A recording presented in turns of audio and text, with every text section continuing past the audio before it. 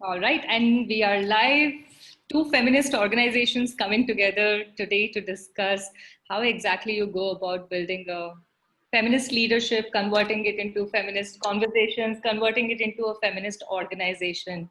And yours is not an unfamiliar face. Japleen, I don't know anybody in my circle who is not subscribed to Feminism in India right now. And with you, I welcome Nalini, who takes care of all the HR initiatives at FII. Thank you so much for joining us here today with Ungender. Thank you so much for this opportunity. Thanks for having us. This is opportunity for all of us to learn, exchange ideas, and also to be able to tell everyone that how exactly do we go about building certain infrastructure internally from the process perspective as well as from policies. There's so much that we read, right? And if I now put myself purely from a question asking perspective, there's so much that FII is writing about, right? And before I even go into why FII and how did you come up with it, I first want to understand how's the team like right now? Because everyone right now from the COVID situation, either they were already working in the remote structure, because setting up processes for remote structure is very different from setting it for a team which is physically present in one place. Just help me understand and everybody understand how the journey has been for the team so far. Nalini, do you want to take this session? This question, since it's right up your alley. Yeah, sure. Our team is a pretty small team. We're about 9 employees right now. So we've been working from home since the first week of March now. So I think this is our 6th month now working from home. And more than that, in March, we also had a bunch of recruitments in the last 3 months. So we also have a lot of new members. So it has been a challenge to kind of get to know everyone, and for everyone it's like a new face, and so it's been tough, but so we've tried a lot of things. We've had workshops, and we've tried to organize a lot of workshops and team building exercises, so there's more interaction between the team. But yeah, it's been good so far. We don't know how much more time we're going to be working from home, but I think we've all found our rhythm now. So everyone knows each other. We meet we have Zoom sessions frequently for team calls. So I think that's going well so far. No, I'm sure it is going well with the output that we keep seeing FII, generating. But the team was not always remote, right, Nalini? The team was initially set up as a in-house, in one single place team, right? Yeah.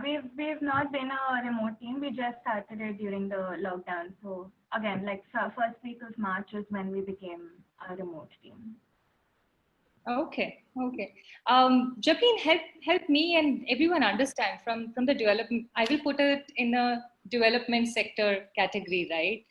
And before I get into understanding, how did you address the challenges of hiring? Because a feminist organization needs people who are aligned with that thought process, right?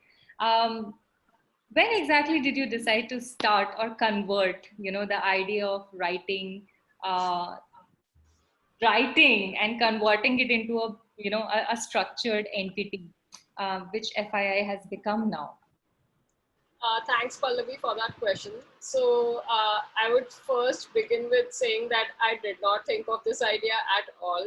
And it was more of a journey where ideas developed over time, but it wasn't 6 years down the line, I was thinking, okay, one day I will become the founder and CEO of something. Like, that was not how, it was very random, very unplanned, and, more on impulse. So one day I was just bored and frustrated, any other young Indian woman who would be with respect to everything that's going around in the country. And this is, post 2012 Delhi gang rape case time. So the the vibe, around 2013, what the vibe was. So I was reading this book called Feminism in India. It's an anthology. It's behind in my bookshelf. I think it's actually a pretty brilliant one. Yeah, it is. So it's the name of a book, and I just randomly started a Facebook page called Feminism in India. And for about a year or so, it was just how Instagram, like today people start Instagram pages, but back in 2013 people used to start Facebook pages, just posting random stuff. And also I used to blog on my personal blog, so just write my frustrations out there on patriarchy, sexism, everything, on my blog. So I would just post this on FI's page, and for a year or so, it just went on like that. So as I said, like there was no plan as such. Only after I finished my education, which is again totally unrelated to FI or to anything related to gender or women's studies, is and this is 1 year down the line, I thought, okay, what is this? Like, what am I doing with this? Why do I have this page? And like, what do I want from this? And then after a year, I had some thoughts around, okay, I want this to become something. And I also changed my career field. So I was studying German language and literature, and I was supposed to become a lecturer or a professor at some point in time. I left everything, 7 years of my education, and I started looking for jobs in the NGO sector, and specifically in women's NGO sector. Thankfully, Breakthrough India, my first employer, they hired me. And I think that for me was a breakthrough. So really grateful to them for this. And I started working there in a digital media capacity. So it was very much, aligned with my interests and my expertise. And side by side, I had more thoughts on what I want from FI. So my idea was always from this point that I want to have a space, a platform where people can read and write about Indian women's issues, about the feminist movement in India. And coming from a non gender studies, background, I don't have that kind of academic background. For me, it was when I was trying to find that kind of information, it was either like academic journals behind a paywall, or it was more Western feminist media like Pitch Media, Feministing, MS Magazine, etc. So there wasn't such a platform which uses pop culture and new media to talk about feminist issues, and I think that was the kira, if you could call it. Kira, where do you Yeah, have it? I have it all. Anyway, so that was then the vision in 2014, to have such a platform which creates everyday accessible, easy to read content, uses pop culture, uses multimedia, new media, videos, posters, memes, etc.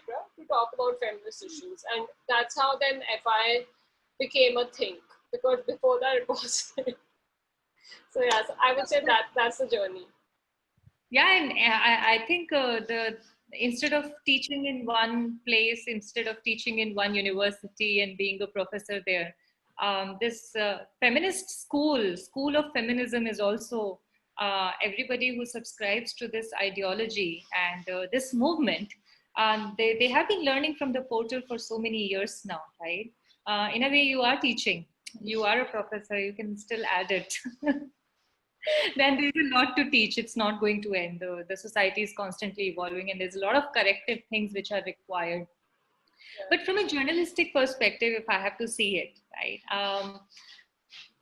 Would you, in your observation, because when we read it, the news and the content which is being pushed out, were you observing a gap in terms of how conversation around feminism related subjects are being portrayed out there, right? And right now we have so many portals.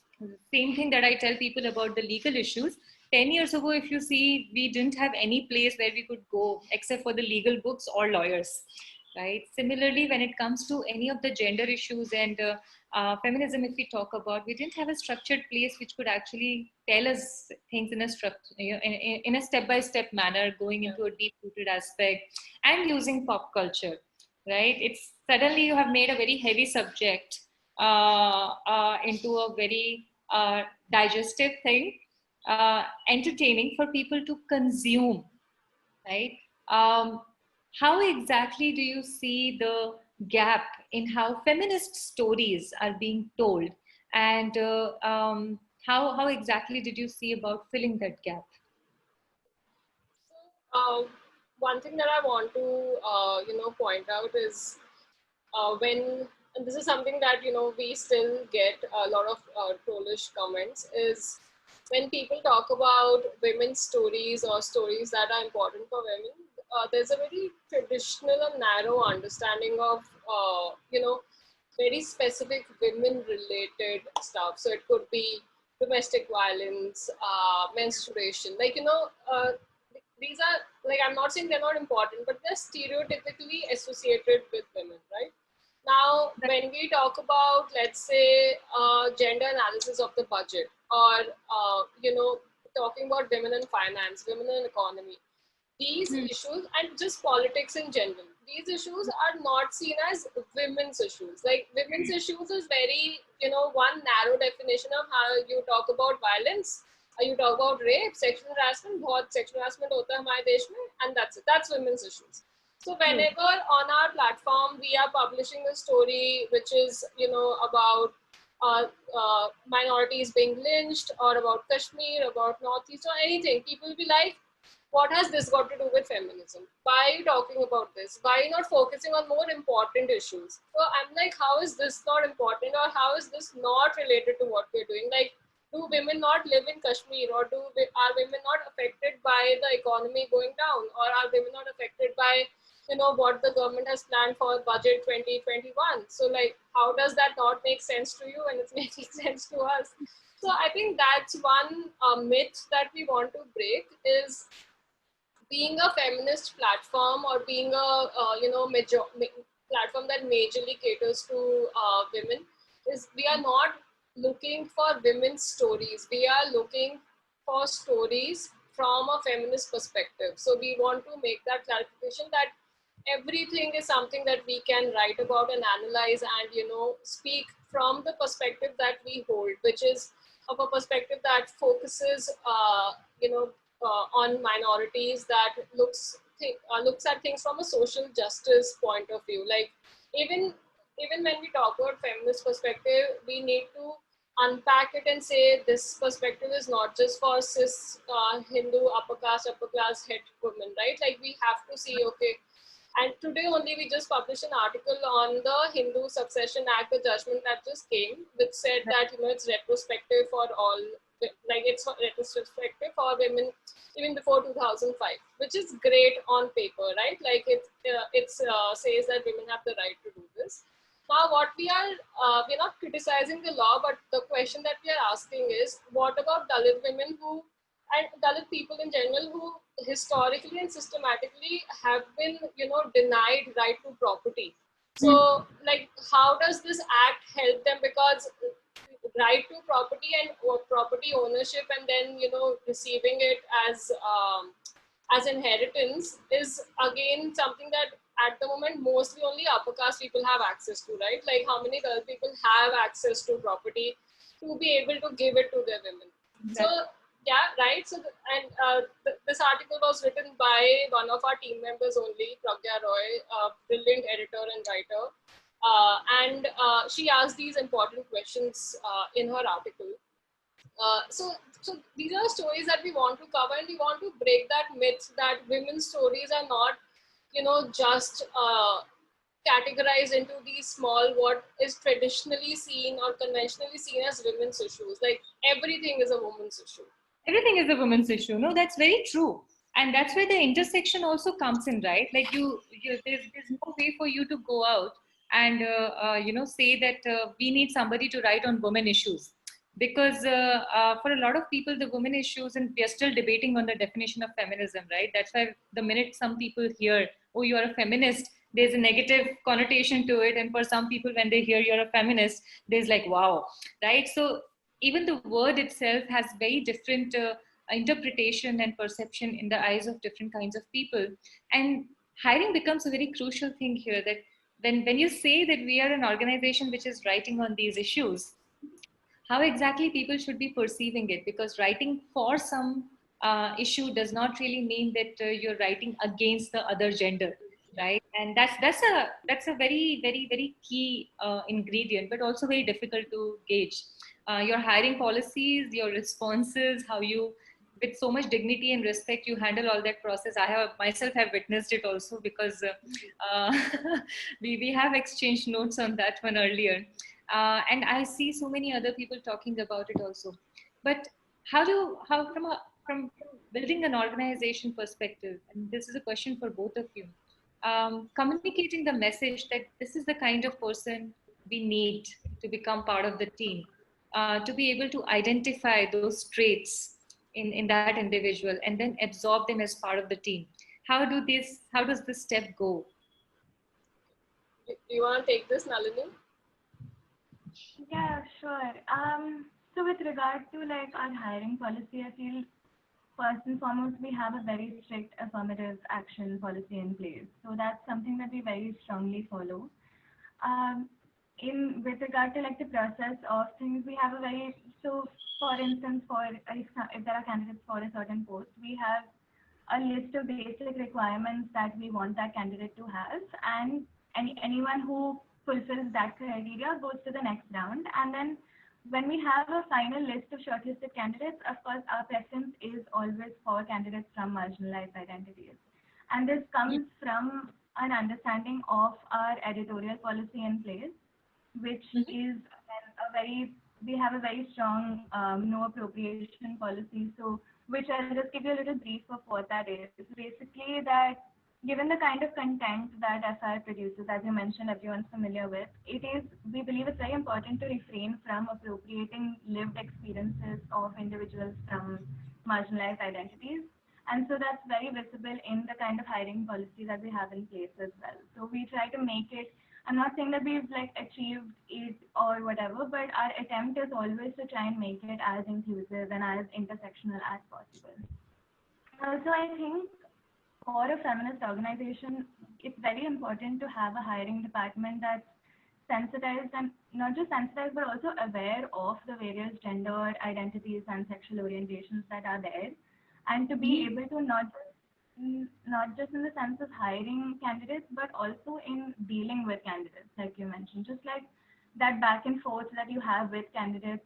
So for the hiring department, it's very important to have that kind of line of communication where there's that level of understanding, which is why I feel like even though I didn't come from an HR background, I was given the chance by Japleen to like join the HR department here, because I come from a background in gender studies.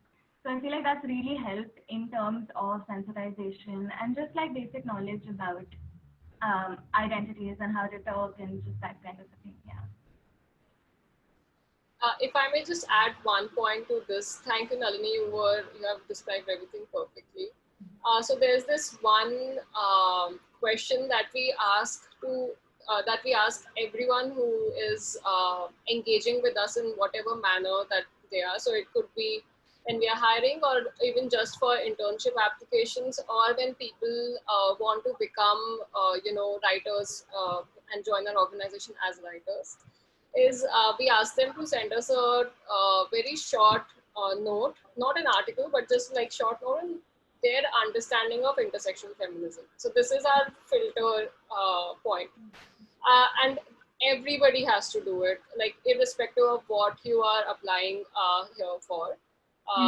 So in this note, and our question is very specific. So we don't want a bookish definition of, oh, intersectional feminism was theory by Kimberly Crenshaw, founded in 1989, blah, blah, blah. That you can Google, right? Yeah, no, that's not what we're asking. So our question is very specific. Please explain us what you understand by intersectional feminism, locating your own social position in it. So we want people to self-reflect there. And I think for us, that is when we understand what are the other person's politics and do they match with our politics. And we have a process where we also give them feedback on the write-up. When we say, okay, we get like, sometimes what happens, a lot of people are, I would say, sensitive to racial issues, issues regarding sexuality, gender minorities. And a lot of time they don't understand caste privilege. And that happens a lot. And I'm not saying, people do it intentionally, but it's just something that we, and all of us, I think, have been complicit here, where we have grown up in such environments where we have been made believe that caste doesn't exist anymore. It was a thing of the past, and urban areas especially are casteless. It only happens, in the villages of Haryana or Uttar Pradesh or whatever. Like that's the upbringing that even I had, and at some point I was also like, oh, caste doesn't matter. Like it doesn't exist anymore. And so a lot of people have this kind of thoughts around caste, and that's one thing that we very much want to focus on, because caste is to India what race is to the US, or now to a global narrative. And I feel like it's extremely important to at least understand your caste privilege. Like I feel like that's the first step. So this intersectionality write-up that we ask from everyone is our way to like understand where that person is coming from, and will they work, like will our like do we have a synchronization with them or not. Yeah, that's actually a pretty streamlined process. Thank you to both of you for sharing that. And these are very sensitive conversations to have also, right? Especially when you see that someone is not able to identify with their privilege, be it caste, be it social strata, it could be a lot of things, right? When somebody is not able to see it, and how do you tell that other person, since you're so keen on giving feedback also, how do you get them to understand that this is the reason? I mean, the reason why it's not, there's nothing wrong in you as a person, but it's just not for us, right? That not being able to recognize the position of privilege where one is coming from actually hampers the work that you're doing and the content that you curate, how you see the world around, and convert it for common man and woman and other gender to consume, right? To be able to find their place in this content. But internally also, if I have to see, I read gender news every day, and there are days when the morning starts in a very bad mood because the news that I read is not really the happiest one. Right? There's something or the other thing that's always happening. And it took me some time to recognize that the reason my mornings are usually disturbing for me is because of all the Google alerts and everything that I have set around gender news. And if what it is giving me is this rape happened and that happened and this atrocity happened and that, I'm already thinking about it and processing. But then eventually, after recognizing that, the whole day goes like this because you're working on these news and these intersections of these conversations whole day. Um, Keeping up the morale of the team becomes very crucial as a leader, right? As a leader, as an HR, and in small knit teams, I think that it's not just the job of the leader, but each one is holding on to the other person, and they have to be around to make sure that it's not triggering them. Before we make sure that the world doesn't get triggered by what we are writing, internally, how we are going through it is very important. So I just wanted to know how this is managed. How do you keep an eye from this empathetic lens, for the team members as well as for yourself also?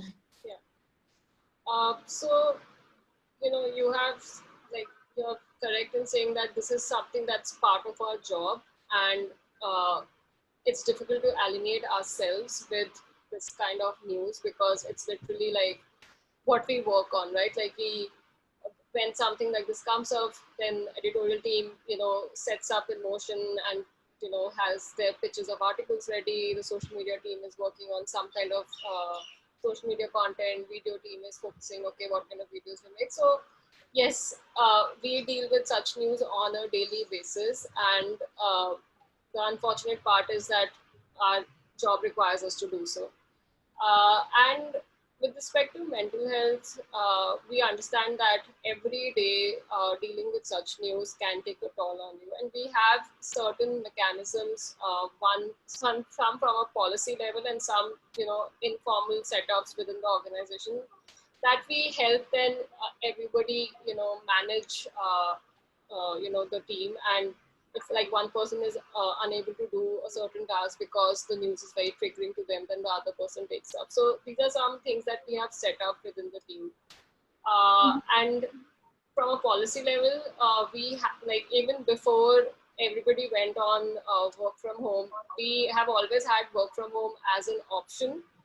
for various things that a person could take. So it could be mental health related, or period leave, or just physical health, like anything. So basically, you don't really have to give an explanation why you're working from home, but you have the option to work from home on any day. You just inform like a couple of hours in advance, and we are good to go.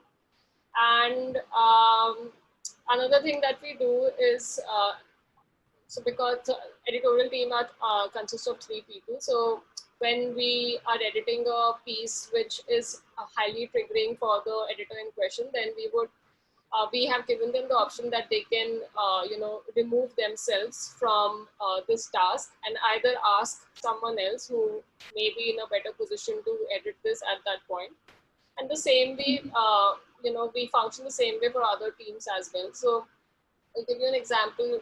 When the suicide of Sushant Singh Rajput came out, our team was working on a piece on how to report mental health sensitively. And one of the team members said that, this news of suicide is extremely triggering from them, and they cannot work on this piece at the moment, and like they would like to excuse themselves. So then we reached out to somebody else and said, "Hey, are you in a condition, in a position to work on this?" So we have these setups where if one person is unable to do it, then the other person takes up. Just trying to be there for each other. And I feel like, especially with news like these, what helps is when you can't do anything about it because it's not in your control, but what you can do is be there for each other and just discuss this in more like a circle. So Right. during our team calls, or in generally like on our WhatsApp group or on our Slack channels, just yesterday we were discussing the Bangalore incident. And I think when other people are also feeling the same way that you do, and especially when you don't get that kind of setup or solidarity from maybe your personal circles, but you get it from your professional circles or your colleagues, it helps because you are not the only person who is feeling that way, and there are other people who are have the same thoughts or have the same feelings around, because all of these are highly political issues also, and you get into arguments day in day out with your family, with your friends. And lastly is what Nalini mentioned before. We have been trying to organize remote workshops for the team, which are about their well-being, about upskilling them, and just general team building exercises. So actually, just tomorrow, one of our the workshop that we're organizing tomorrow is on mental health at the workplace. So yeah, I'll get back to you with the results of the workshop later. But yeah, that's something that we are doing tomorrow for the team. So I'm really excited and hope that it will help everybody navigate these difficult times. Thanks for sharing that. And here I want to ask something more with Nalini. Nalini, being part of a organization which is focusing so much on inclusion, right? Inclusion, intersection. You have members who come from very different and diverse profiles also, right? And somewhere there's this responsibility, this inherent responsibility that when we are talking and our work is about inclusion, then internally we have to balance it out and we have to keep the alignment ongoing, right? More than, and I think maybe 10 times or 20 or maybe 100 times more responsibility than what the rest of the organization will say, because this is what we claim to do, right? And keeping that in mind internally, yes, workshops, conversations, creating that culture is one thing.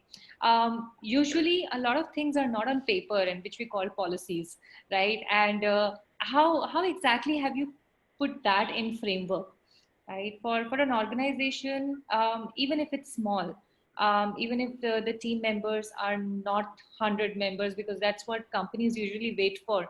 थोड़ा सा और बड़े हो जाएं, फिर फिर policies बनाएंगे, फिर processes बनाएंगे. How have you taken care of all these things internally? I'm not sure if I understood it correctly. So are you saying like the kind of policies that we have in place to I'm make saying it that more? whether, yeah, sure. I'll just expound on that. what I'm trying to gauge is that is our policies something that you consider crucial in terms of team building how you're building the team, as well as the culture building. And second, what kind of policies have been, adopted at an early stage in the organization? Oh, okay. Yeah. Yeah, I mean, definitely policies are crucial because it's always good to have a structure in place and something that you can build on. But to have a like an inclusive and intersectional structure in place is very, very important, especially for organizations, as you mentioned, who we identify as a feminist organization, and it's very vital that we follow through with that in our policies as well. Hmm. Yeah, so yeah, of course, like that and how we follow through again, like Japleen also mentioned, we have like even in our leave policy and stuff, and even in other policies, we do try to make it as inclusive and as employee friendly as possible. So, for instance, I worked at an organization before, and I feel it's very, very important for organizations to have, for employees to understand that there is that kind of support and backing from the organization that they can receive. For instance, like Jacqueline mentioned, with in terms of like mental health, and to take leave or to take a work from home day when you're not feeling up to it, or if like news is triggering, and to be able to like pass it on to a colleague to instead of doing it. I think those are very, very important, and it's very important to have that kind of structure and backing for employees. So yeah, so our policies do kind of follow through with that. For instance, our no appropriation policy with our editorial. So we don't, even in the kind of content we produce, we try and get writers from that community to write about the community instead, rather than us appropriating experiences or talking about issues that that we don't like. We don't fall under that social location. So no appropriation is there. Then even in our hiring policy and everything, just I feel we've tried our best anyway to make it as inclusive and as intersectional as possible. So yeah, I think that's about it. Yes, we, with regard to that, I think we've tried to have a structure in place which does is more on like an employee friendly side than a more, yeah. I'm not sure if I answered that correctly. Did I miss out on anything? No, I'm sure you covered everything from your end. I'll switch to Japleen. Japleen, anything that you would like to add here from the perspective of importance of having policies? No matter how big or small the team is, especially for other similar organizations, to think that how important it is to put these roots, put these fundamentals in place to be able to create that solid ground. Yeah. I would say it's extremely important, and I have honestly learned from experience. So we have like we had some basic policies earlier, but we have created a formal policy, about last year, and I already regret that. I feel like we should have done it back in 2017 when we became operational. Hmm. One, I think the biggest reason why policies are useful is also because once you put it on paper, it also gives the employees, a basic sense of trust. Okay, if the policy says I have 15, sick leaves in a year, or I can take work from home, it's not said casually. Like it is part of the policy, and it's a right that an employee then has. So when we do orientation now, we have two kinds of inductions. Nalini does the organizational one, and I do with respect to the job position, etc. And we make it very clear these are your rights. Like you have a right to 12 sick leaves, you have a right to 15, whatever privilege leaves, this many casual leaves, so that Right. they are aware. So we tell them about, okay, we have the posh policy, you should know who are the posh members, you should know whom to reach out to. So these are things that even we from our side want to formalize, so that there is no space for misinterpretation, and employees are aware of their rights, and they know whom to reach out if there's any grievance. Right. When they can take work from home, how many work from homes they can take, like all of this is put on paper.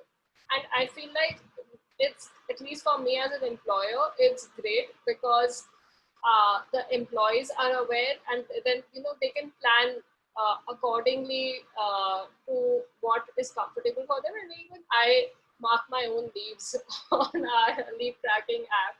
So then we treat everybody equally. So it's not like, okay, she's the boss, so how many number of work from homes or leaves she takes doesn't matter. Like, boss kuch bhi kar sakti hai. No, all our leaves are tracked on our leave tracking app, and everybody's. So it also gives a sense of everybody is equal, and this applies to everyone. And we even have leave and work from home for our interns. So they are also told in the contracts that we sign with them that, okay, it's a 1-month internship. You get 2 sick leaves and 2 work from homes if you want to avail them. I think policies should be done, even if it's a small organization. And sorry, I'll just give you one more example. So, we are a very small team, 9 people, and we reached 9 very recently. So we had a hiring spree during the lockdown. And when we hired Nalini, we were about, I think, 7 people.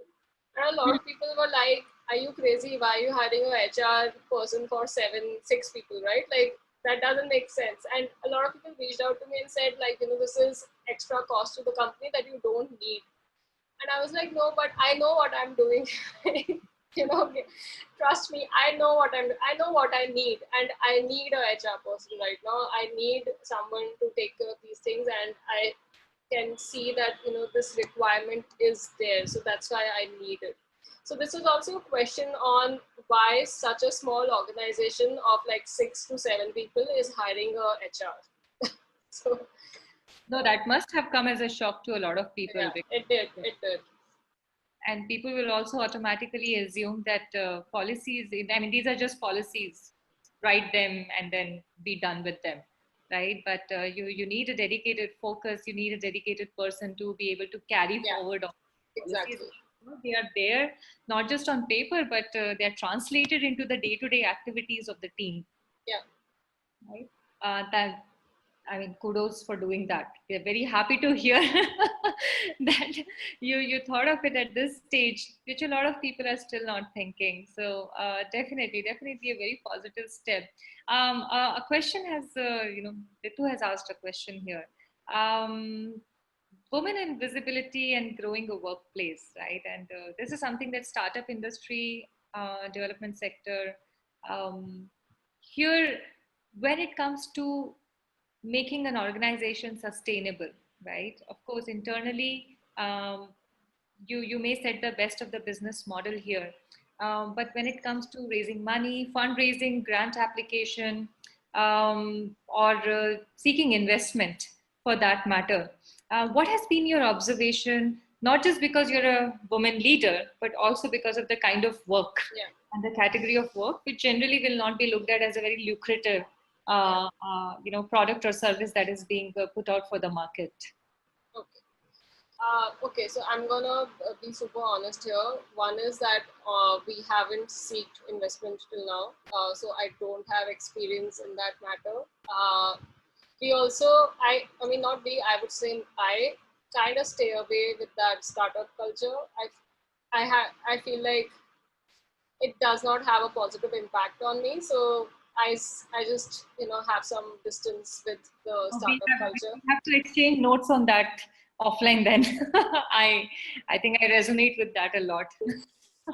So the sector that we work in is the development sector, and our funding also comes from the development sector. So we have a model where we have funding, and as well as we generate income. So at the moment, we are funded by IPSMF, which is a Bangalore-based organization, a media funding organization that funds a lot of digital news media platforms like Wired, Caravan, News Minute, literally everyone. So we are also funded by them, and we recently actually got funded by them. I would say that we had a pretty positive experience with them. They don't have a lot of women's or feminist media platforms in their portfolio, but they have a few. Khabal Area is one of them, and FI is then, I think I would say, a second like women's only or feminist platform. So yeah, sorry, I don't have like bad experiences to tell you because I stay away from that crowd. So. No, it's not about bad or good, right? An experience is an experience. So let's see from the purely from the same lens that you see the rest of the world, right? If you have to see how the gender representation and with respect to women leadership, right? How the conversation goes around. You may stay away from the startup news, but if you take away the word startup, we are just talking about women in leadership and women in business, Yeah. right? What has been the observation? And don't point me to an article FII has written. I'm very sure you have already written on this topic. So I want to hear it directly from you. And mainly because growing a team on a self-sustainable business, especially in the sector where you want to make sure that you should be able to pay, right?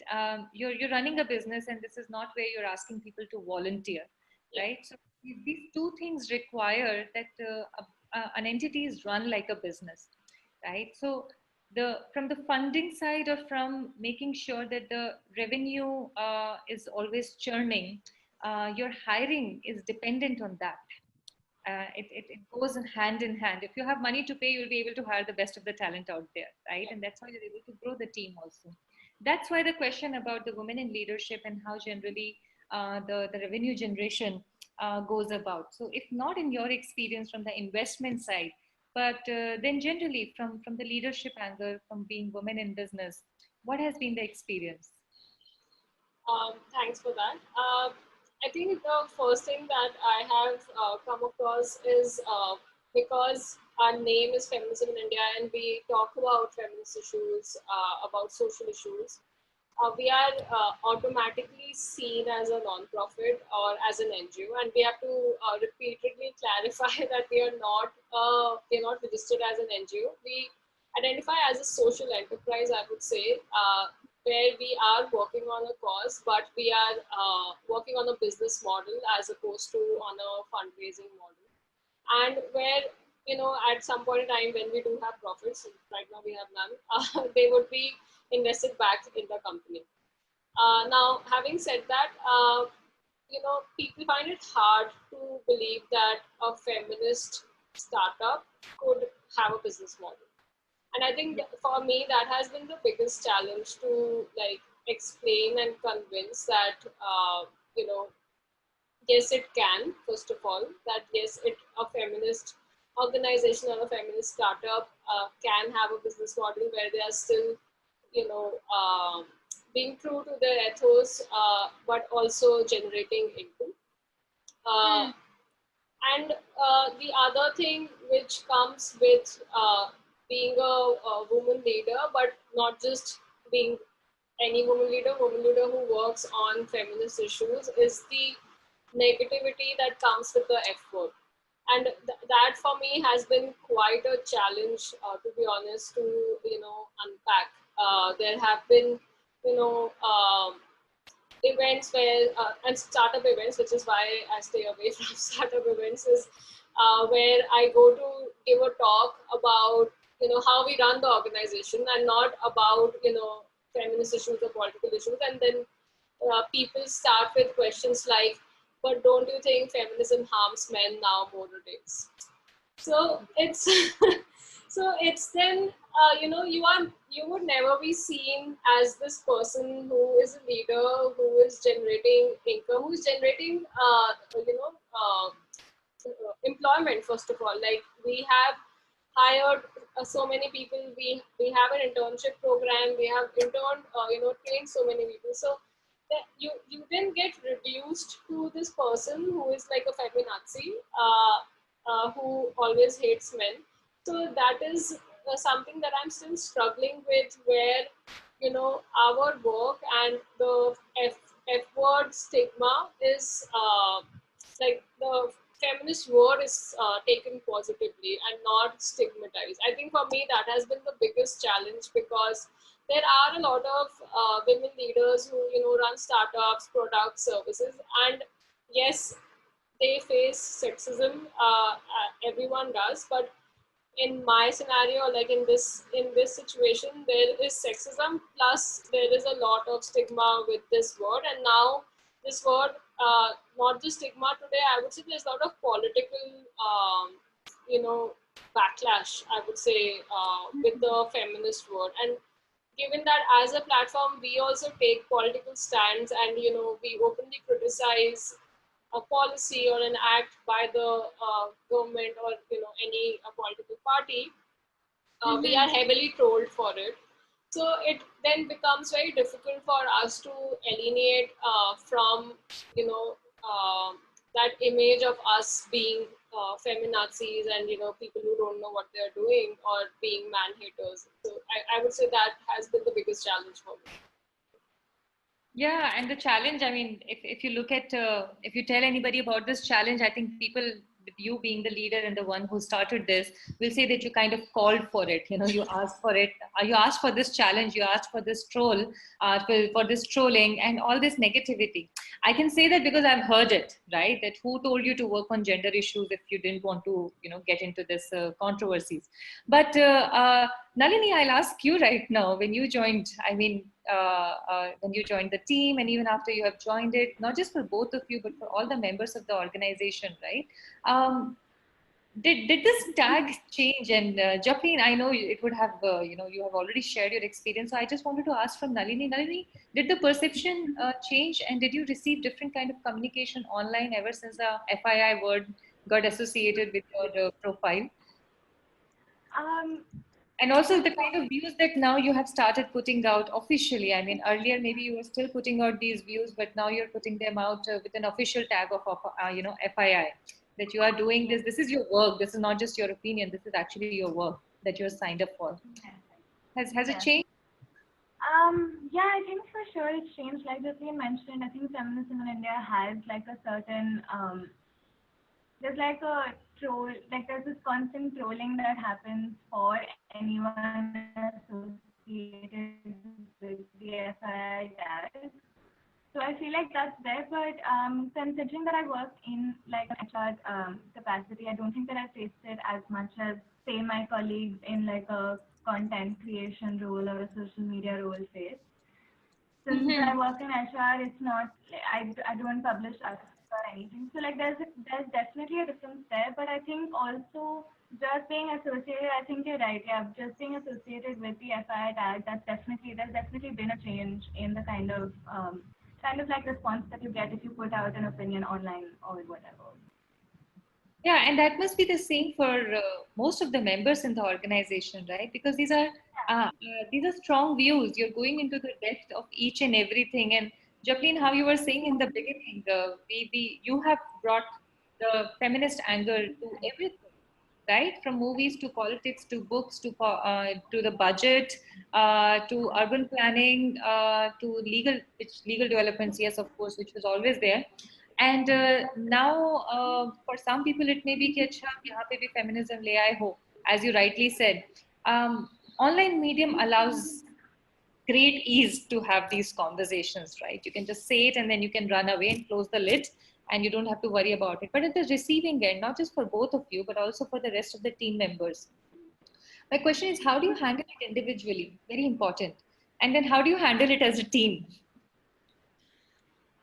You can't stop Uh, writing. it has been quite difficult because the frequency of us being told is just increasing day by day. I was told just 3 days back, and you know it gets uglier.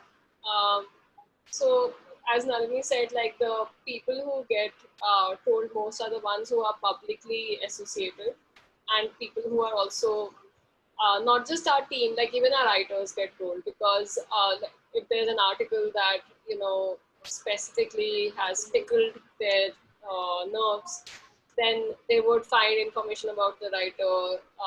They would troll them. So a lot of times, what we have had to do is take down articles.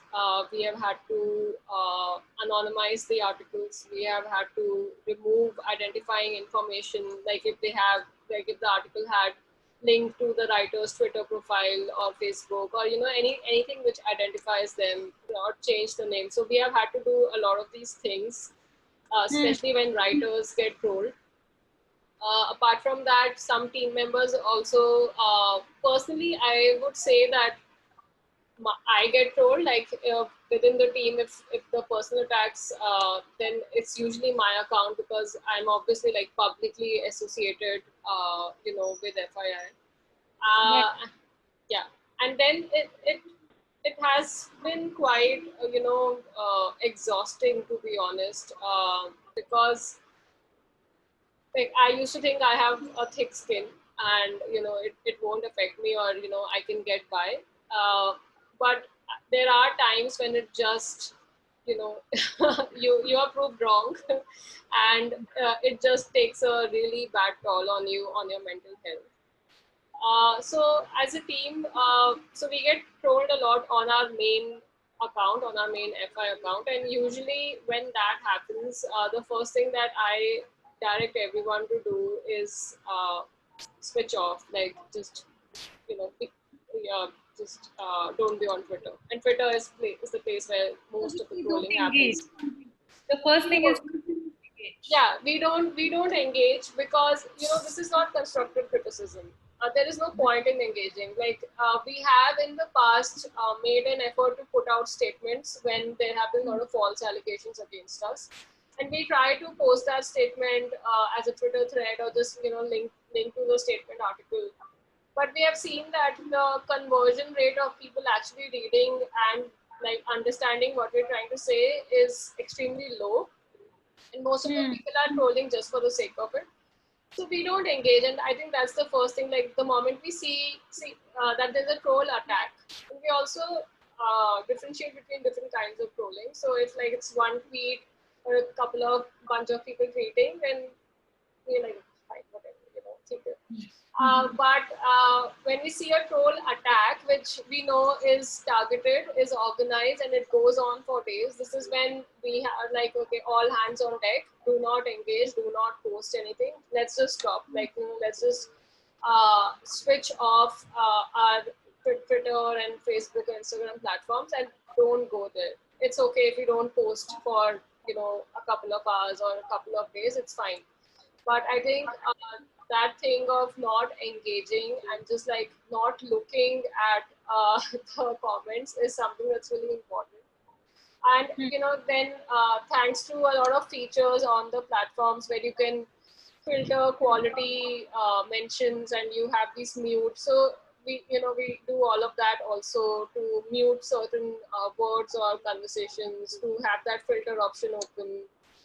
On Instagram also, you can restrict accounts. So these are then some of the measures that we do, on the platform side, where we can use this to at least, even if that trolling is happening, we are not seeing it. So as long as you are away from it's fine. Yeah, You but yeah, sorry, go ahead. Go ahead. yeah, I just wanted to conclude that I don't really have any real solutions on how this can be managed, because I feel like there aren't. And trolling is not it's not anything new. It's the internet is just a reflection of the society that we are living in. And being on the internet, actually, like, if you meet that same person on the street, they may not be so wild to you that they are on the internet, because they know they are behind a anonymous account, and there are no repercussions, and they can say anything or do anything. Because when you don't know somebody and you are looking at a screen, it's easy to write bullshit. But would you do the same thing when you are standing in front of that person? So I think that is a very important thing to understand, that people are more vile on the internet than they would be, like, at least in real life. Yeah, it's easy to get away, and that's what happens, right?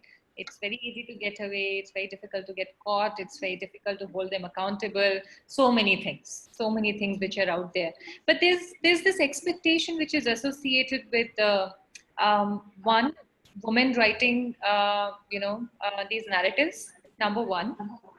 Second, women writing stories on behalf of other women, like you said, this appropriation, right?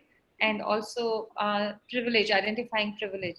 And then there's a third category which says that if a woman is writing, then it must be hatred against men, right?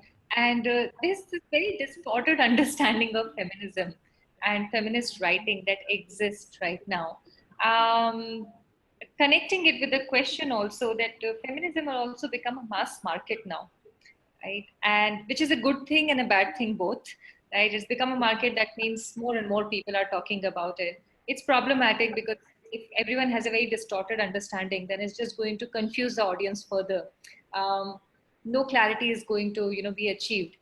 Um, do you see this as an opening up feminism for all, as a I would say as a everyday household conversation? Because when you see this word and this conversation associated subjects being discussed here, there, everywhere. Right now, this is on Instagram in the most beautiful and pop culture touch. You have deep insight articles which go into the topics of Succession Act and other deeper topics, including budget, right? Very complicated topics to explain to people, and you're still being able to manage that. And then also the videos that I have seen, and other explainers and other things. Now that this has become a conversation which is there in everyone's accessibility, but with so many people talking about it also and no standardized understanding of it, do you think it is doing more harm or doing more good? And somewhere, is there any nuance which is getting lost in this whole conversation, mass conversation about this topic? The two questions packed for both of you. Nalini, do you want to go first? Or You can go first and then I'll speak afterwards. you're just trying to who will take the difficult question first? Okay. I'll simplify it. Let me know. I've been told in the past internally as a feedback that I sometimes complicate questions. I'm getting over it. I'll learn. Okay. Okay, I would say there are pros and cons. Pros, and I feel like especially post 2012, conversations around gender have been normalized. They have become, Ritu is laughing. They have become a dinner table conversation, and I think that's good. It's good that people are talking about sexual violence. People are talking about rape. We're talking about, irrespective of what the woman is doing, the rape still happens, and then it's not the woman's fault. So I feel like that kind of understanding is slowly coming to non-activist folks, like people beyond our small bubble and small social circle. So I would say that's great, even if it's not a very nuanced understanding, and it is restricted to their own privileged social circle. I feel it's a start, and we have to start somewhere. The other thing is the problem where it then becomes restricted to their privileged social circle, right? So when we are talking about, so let's take the example of sexual violence in public spaces, or the Nirbhaya case, which was a landmark case in the recent history of 10 plus years or whatever. Then this narrative of, okay, rape happens only when women go out and it's done by lower caste men, like that becomes the narrative. So upper caste women and privileged urban women are raped by poor lower caste men. That becomes the popular narrative. And then we are not talking about the sexual violence that happens in our own homes, that are, where our fathers, brothers, boyfriends, husbands are complicit, where the caste question, where upper caste people rape lower caste women, Dalit women, as a sign of exercising their power and exercising their caste superiority. So these are some of the then issues that come up with, I feel, when these conversations get diluted. And where also, what I mentioned earlier, where people are like, what has this got to do with feminism? So their understanding of feminism becomes very conventional to, only talk about women's rights. You cannot talk about AFSPA. You cannot talk about, what's happening what happened in the Array Forest, or what's happening with the EIA draft, or what is happening in Bangalore right now. That has nothing to do with women's rights. Your job is to talk about rape. Your job is to talk about domestic violence. Your job is to talk about menstruation stigma and menstruation taboo. And that's it. Uske beyond, तुम्हारा कोई काम नहीं है. And don't get politics into feminism. This is another very common comment that we see on our platforms. And I mean, I'm just laughing because it's laughable. People think feminism is not political, or anything is not political. Politics is everywhere. It's the length of my hair is political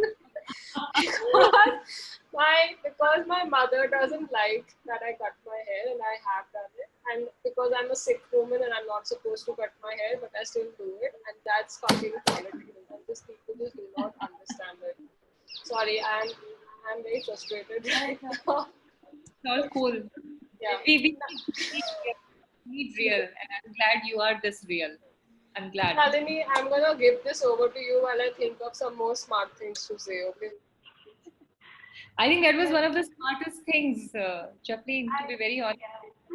That was actually pretty authentic. Thank you for sharing that, because that's how the world, that's what the world needs to hear. I really hope my mom is not watching this. Ritu, can we block? If you can give the name, we can block Auntie. Nalini, what do you have to say about this? So yeah, I agree completely with what Japleen said. That just the fact that it's become more mainstream now is great, and it's because the fact that it's not limited to just say academia or like liberal arts universities kind of conversations, which is where I studied anyway, and I think Japleen also studied in that. So we were exposed to that kind of narrative anyway because we studied in those kind of universities. But now the fact that it's much more mainstream, and like I also feel like it's not even with regard to like nuance and stuff, like who is like saying what is the correct way to talk about it, or like what is the right way to go about talking about an issue or anything. So I feel like that just the fact that it's open for all now, and everyone's like talking about it, whether it's like in whatever possible way that they are. I feel like that kind of conversation is very, very important, and that's what's changed over the last couple of years. And it's a very important change also that's happened. So yeah, I mean, I don't think that it's doing larger harm. I feel like this is great that people are talking about it, and which is why again I feel like highlighting marginalized voices is exactly what needs to be done right now, and that's what should be given emphasis. Because for the longest time it's just been the same kind of class, the same kind of caste of women or other individuals speaking about issues, and like, which is, I'm not saying that that's terrible either, but this is exactly the time that those kind of voice, that marginalized voices should be emphasized. So I feel like this is a great time for that to happen. So now that it is, now that we have different collectives and we have a lot of grassroots kind of organizations working on these kind of things, I think it's really great. So yeah. No, that's great. I think what I'm extracting is, as long as there's noise, eventually the meaningful ones will sustain and the clutter will die down. But eventually we will all arrive at some clarity. Some fundamentals will get cleared and established for everyone to actually adopt and absorb. One last question before I know that this is time. Ritu, just one last question I need to ask is that you don't have to do work on feminism to become a feminist organization, right? And I don't want anybody who will be watching, who is watching this right now, or who will be watching it in future, that, oh, we are having this with this conversation with FII because naam mein feminism hai, right? That's not it. You don't have to either write on feminism to be a feminist organization. You don't have to have feminism in your name to be a feminist organization. Anybody out there can become, right? So two questions, actually one question with both of you. What does it actually mean when you say that you are a feminist organization? Japleen, do you want to take this since you started the organization? Very smart, Nalini, very smart. Or I can close my eyes and I can just point finger and I can say, you speak. I know I'll only get it, so it's okay. I'll take it. Can I start with that we have feminism in our name? And So I'll tell you where this question is coming from. Yesterday, I was telling my partner that this is the conversation that we are going to have today, and he was like, what do you mean building feminist organization? I said, every organization should aim for it, especially in today's time. And then they were like, okay, but can I? Can this? Can that? Can that? And it just, and I found that very intriguing that yes, that's actually what we need people to understand, because for organizations like us, Ungender, FII, and so many other organizations which are already um, activated on these conversations, right? There are certain policies, procedures, culture, inherent traits which will be there, but it's not just for us, right? So can other teams be feminist organizations? Can they be feminist teams? And if yes, then what exactly does it mean? So I will speak from other companies' perspective and like more, larger companies and not, FIs, because again, as you said, like we are all women's team. So we sometimes even take off our bras and just sit like this in the office. Ki, theek hai, the bra is hurting a lot. I don't want to wear it. So, I wear it, but sure. yeah, why wear it in the first place? I don't think I'm going to go back to the bra after this lockdown. Same here. Yeah. Anyway, I think what companies, MNCs, or even startups can do, take small steps in becoming a feminist organization is, like not tokenistic efforts on celebrating Women's Day or giving a leave to all female employees on Women's Day, but actually looking at their leadership, their management, their board members, and see how many women do they have, what kind of women. And again, when we talk about women, we have to be conscious of the fact that right now women gets equated with cis Hindu upper class heteronormative women, right? So we need to question these things. What are our policies actually women friendly? I know that, for example, Zomato has recently, talked about period leave policy, which is great, and it has started a debate around it. We also have a period leave policy, but we haven't created it as a separate leave policy. It's just part of our sick leaves, and then hence there is no cap on it. And you just take a leave, and it's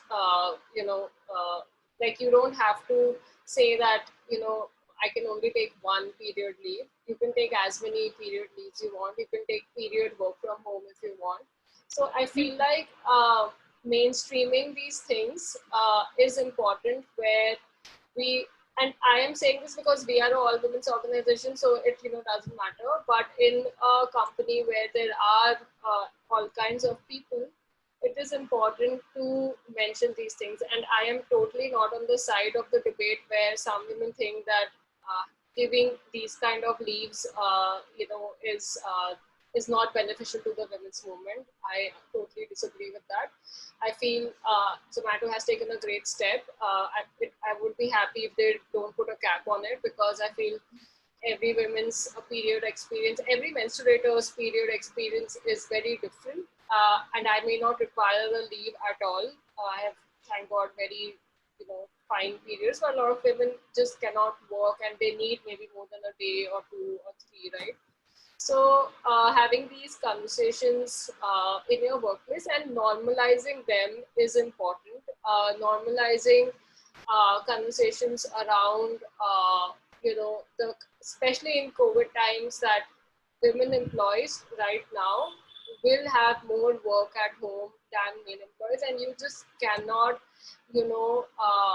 say, oh no, we live in a liberal society, or no, my husband also cooks. Yeah, my husband also cooks, but my husband is not everyone's husband, right? Like, you can't take one odd liberal guy and just equate that with the entire Indian society. Like, great, your husband, or your partner, or whatever, your family is very liberal, and they believe in equal household chores, but are you trying to say that the entire Indian society does? No, it doesn't. Like, I don't have to do a study to, tell you this fact.